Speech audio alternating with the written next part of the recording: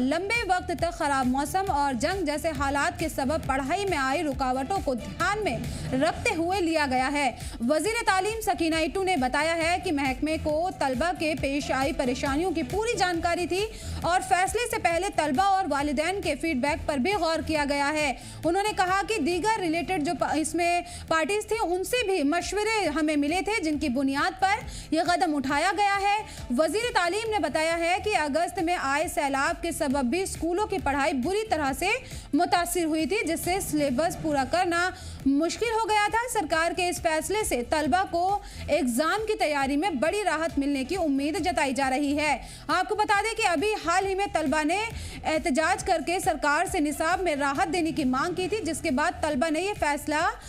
बाद ये तलबा के लिए फैसला लिया गया है। 15% की छूट दी गई है सिलेबस में। जानकारी के लिए हमारे नुमाइंदे ख्वाहिश हमारे साथ हैं। ख्वाहिश, 15% की छूट दी गई है सिलेबस में, कितनी राहत होगी तलबा के लिए?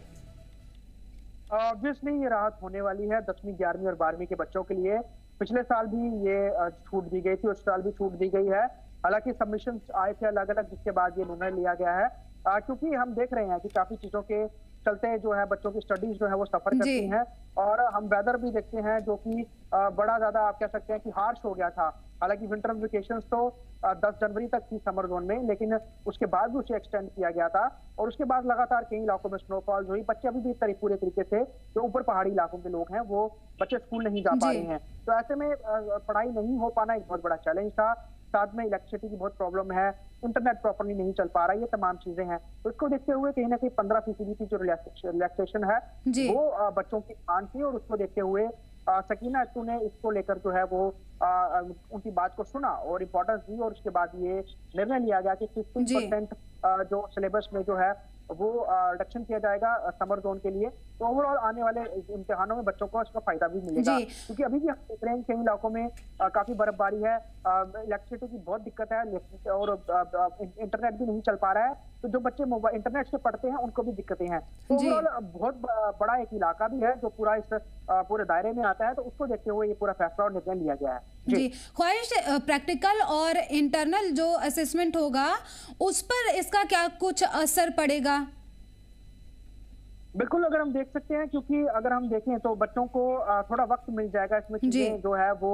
मैनेज करने का, और सिलेबस में 15% कमी का मतलब ये है कि उनको जो अपने सबमिशन देने हैं, प्रैक्टिकल्स देने हैं, उसमें भी उनको जो है उसमें कटौती होगी, तो यकीनन वो उनका वक्त बचेगा। और क्योंकि इम्तिहान बहुत इंपॉर्टेंट रहते हैं और बोर्ड के एग्जाम रहते हैं, और बच्चों के ऊपर काफी आप कह सकते हैं कि बोझ भी रहता है अच्छे मार्क्स लेने का, क्योंकि ये एक बेस होता है, और इसके बाद ही आगे अच्छे नंबर अगर लिए जाएं तो आगे का भविष्य जो है वो बच्चों का तय हो पाता है कि इस कॉलेज यूनिवर्सिटी में उनको दाखिले मिलेंगे। ये बहुत इंपॉर्टेंट है। बच्चों को सिलेबस कम करने से कहीं ना कहीं उनकी थोड़ी जो है वो उनके मानसिकता पे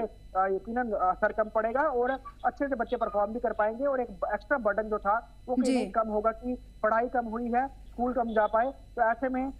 भारी भरकम सिलेबस के साथ इम्तिहान देना पड़े तो बच्चों को दिक्कत होती है, उनकी परसेंटेज पे इसका सीधा इफेक्ट पड़ता है। तो कहीं ना कहीं इस पूरे आप कह सकते हैं कम करने से सिलेबस के बच्चों को आगे जो है रिजल्ट में भी का जो ख्वाहिश, ये जो फैसला है ये सभी जो सब्जेक्ट होंगे सभी पर समान तरीके से नाफिज होगा?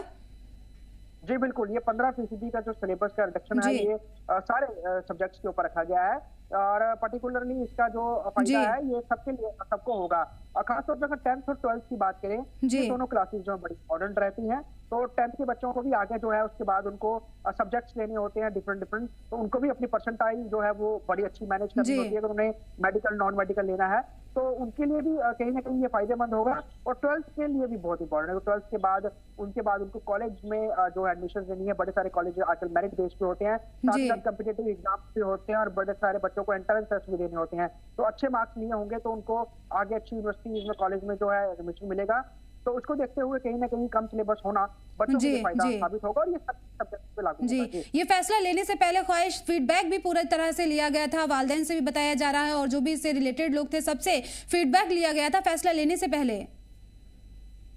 बिल्कुल, क्योंकि लगातार इसकी आवाज उठ रही थी, और साफ तौर पर एक जो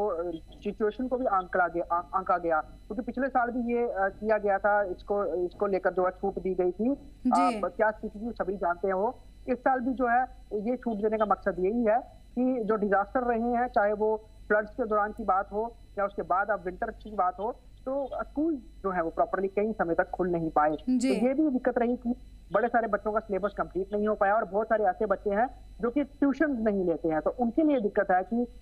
उनका स्कूल की पढ़ाई पे ही निर्भर होते हैं। जब स्कूल नहीं लग पाते तो चीजें जो है छूट जाती हैं, और जब स्कूल लगते हैं तो एकदम से इतना ज्यादा पढ़ाई भी बच्चों को नहीं करवा सकते कि उनको कुछ चीजें समझ ही ना आए। तो इसका एक ही ऑल्टरनेट निकलता है कि सिलेबस में जो है वो सिलेबस को कम किया जाए, ताकि उससे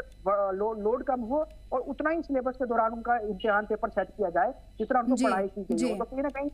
फायदा होगा और बच्चों को इसका जो है कह सकते हैं हम आने वाले बिल्कुल बड़ी राहत सरकार की तरफ से तलबा को दी गई है, क्योंकि 15% की छूट दी गई है और उम्मीद की जा रही है कि अब बच्चे आराम से यहाँ पर जहनी दबाव के बिना अपना सिलेबस को पूरा करके और इम्तिहान यहाँ पर देंगे। बहुत बहुत शुक्रिया ख्वाहिश इन तमाम जानकारी के लिए।